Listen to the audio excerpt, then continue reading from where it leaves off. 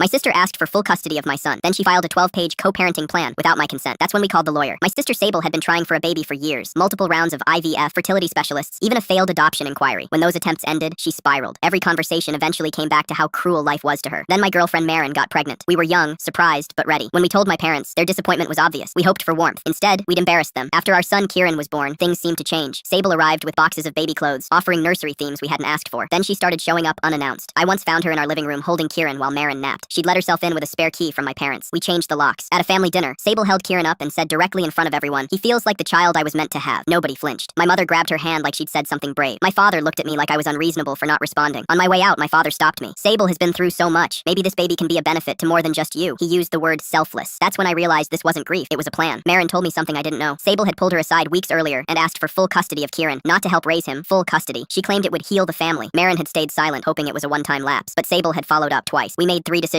Sable would never be alone with Kieran again. No more drop-ins. No visits unless both of us were present. I called my parents and explained these were boundaries, not punishments. My mother claimed Maren was manipulating me. She hung up mid-sentence. My father arrived at our apartment without calling. He discussed Sable's anguish, the years of failed treatments. Then he looked me in the eyes and said, "Sable deserved to be a mother more than you deserve to be a father." I walked inside, locked the door, and blocked his number. Sable showed up days later without notice. When Maren refused to let her in, Sable started crying on the porch, claiming this baby belonged to her. We consulted a lawyer. He told us to document everything and warned that families like this rarely back down. We changed our phone numbers, blocked all contact, and established new boundaries. Then the escalation started. Maren received a flower delivery with a note. "You stole what should have been mine." We filed a police report. My mother appeared outside my workplace, standing in the parking lot calling my name repeatedly. HR added a security restriction. The police arrived for a welfare check. Someone had reported us missing and claimed Kieran might be in danger. The officer confirmed the report came from my parent. He urged us to file for a restraining order. A delivery arrived, a teddy bear with no return address. Maren noticed the eyes looked odd. She held it to the light, revealing a tiny blinking red dot behind one of the plastic pupils. It contained a hidden camera. My mother emailed me a 12-page PDF titled Co-Parenting Plan for Kieran, a document with schedules for weekends with Sable, holiday rotation, and trial guardianship. She'd written it like a business proposal. Days later, my mother tried to pick up Kieran from daycare, claiming she was registered as his guardian. When staff asked for verification, she became agitated. The director called the police. Then Sable filed for full custody. The documents claimed we'd promised her the baby during pregnancy and that Maren was isolating me. Our lawyer filed a counterclaim with everything. Police reports, the hidden camera incident, daycare incident, every documented violation, and pediatrician reports confirming Kieran was healthy and thriving. The court hearing was systematic. Our lawyer presented a complete timeline with dates and evidence. Sable's team relied on emotion. When cross-examined, Sable admitted to calling Kieran her son in private conversations. Our lawyer played a recorded message where Sable described her plan to step in when they crash and burn and get what should have been mine. The daycare director testified about the guardian claim attempt. The court-appointed welfare officer confirmed our home was stable. Kieran's bond with both parents was strong and healthy, and no changes in custody were recommended. The judge ruled in our favor. Maren and I retained full legal and physical custody. Sable was denied any visitation. My parents were forbidden from contact. We received a permanent restraining order. My father violated the restraining order 3 days later by emailing my work address. A warrant was issued.